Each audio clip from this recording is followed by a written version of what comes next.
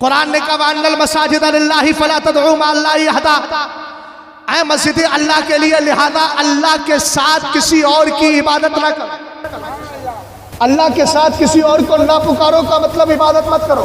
ہم نے قرآن کے اندر یہی معنی متعین کیا، یا ایھا الناس ضرب مثل فاستمعوا له ان الذين تدعون من دون الله لن يخلقوا ذبابا ولو اجتمعوا له۔ قرآن نے کہا بے شک وہ لوگ جو اللہ کو چھوڑ کر اللہ کے سوا اور کو پکارتے یعنی ان کی عبادت کرتے ہیں، وہ ہرگز مکھی پیدا کرنے کے بھی قابل نہیں ہے۔ تو یہاں پر پکارنے سے مراد عبادت کرنا ہے، اور اگر پکارنے کی بات ہے تو آج ذرا بخاری کی حدیث سناتا ہوں، مسلم شریف کی حدیث سناتا ہوں۔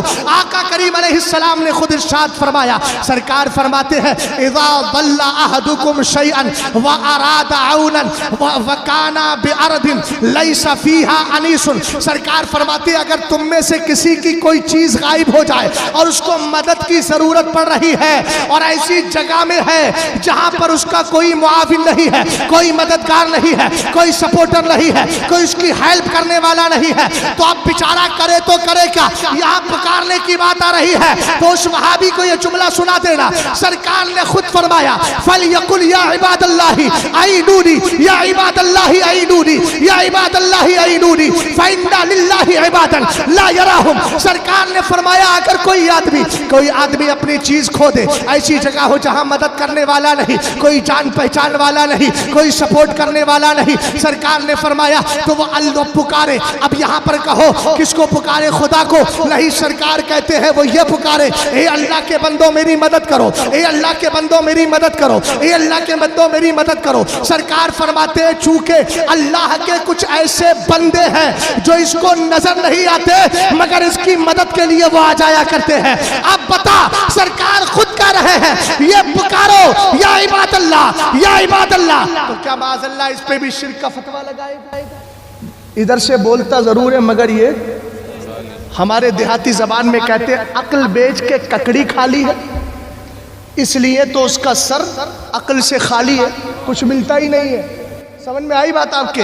اور اب تو ان کی عقلیں تو اس قدر بیکار ہیں کہ ان کو کوئی ککڑی بھی نہیں دے گا، گرمی کا موسم آ گیا ہے، ککڑی بھی نہیں دے گا۔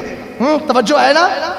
غور فرمائیے گا ذرا، ہم حضرات اولیاء کی بارگاہ میں اس نے کہا کہ مسجدوں کے اندر یا غوث اعظم کہتے ہو، تو میں نے کہا بتا دوں غوث اعظم نے خود کہا ہے، اگر غنیت الطالبین کے حوالے سے یہ کہتا ہے، دیکھو رفع یدین کرتے تھے، غنیت الطالبین کو پڑھو، تو میں نے کہا اگر غنیت الطالبین کو تو نے رفع یدین والے مسئلے میں پیش کیا ہے تو کتابوں کا حوالہ میں دے رہا ہوں، زبدۃ الاثار پڑھ، خلاصۃ المفاخر پڑھ، تفریح الخاطر الفاتر پڑھ، اور بہجۃ الاسرار شریف پڑھ۔ اس میں حضرت غوث اعظم فرماتے ہیں من استغاث بی فی قربۃ کشفت عنہ، فرمایا اگر کوئی پریشانی میں مجھ سے مدد مانگتا ہے، ذرا غور کیجئے گا، ابھی بالکل مسجد والی بات پہ آؤں گا، کہا کہ اگر مجھ سے مدد مانگتا ہے کشفت عنہ، اس کی پریشانی کو دور کر دیا جاتا ہے۔ فرمایا فمن نادانی باسمی فی شدۃ فرجت عنہ، اگر کوئی سختی میں میرا نام لے کر مجھے پکارتا ہے اس کی شدت اور سختی کو دور کر دیا جاتا ہے۔ ومن توسل بی فی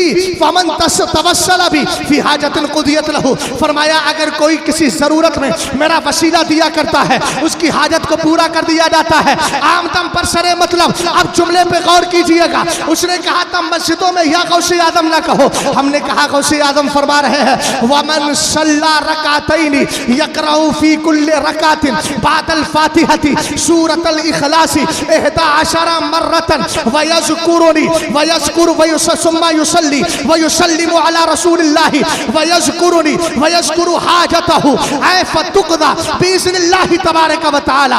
حضرت غوث اعظم فرماتے ہیں اگر کوئی نماز پڑھے 2 رکعت، اور نماز اس طرح پڑھے ہر رکعت کے اندر الحمدو کے بعد 11 بار قل هو اللہ احد پڑھے، اور اس کے بعد فرمایا ثم یصلی ویسلم علی رسول اللہ بعد السلام، سلام پھیرنے کے بعد میں اب وہی بندہ اپنی مسجد میں گیا، مسجد غوثیہ میں گیا، 2 رکعت نماز پڑھی، 2 رکعت نماز ایسے پڑھی، 1 رکعت میں فاتحہ کے بعد 11 بار قل هو اللہ احد، دوسری رکعت میں فاتحہ کے بعد 11 بار قل هو اللہ احد، سلام پھیرا، اس کے بعد غوث آدم فرماتے ہیں نبی پہ سلام بھی پڑھ لیا ہے، نبی پہ درود پڑھ لیا ہے، اور پڑھنے کے بعد میں فرماتے ہیں وَيَذْكُرُنِي، اب وہ بھولے نہیں، مجھے یاد کرے، وَيَذْكُرُ حَاجَتَهُ، اور اپنی ضرورت کو بھی یاد کرے۔ اب غوث آدم کو یاد کرنے کا مطلب کیا؟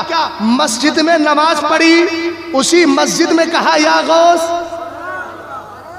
مسئلہ کلیئر ہوا نا؟ 2 رکعت نماز پڑھے اور اس کے بعد کیا کرے؟ یا غوث۔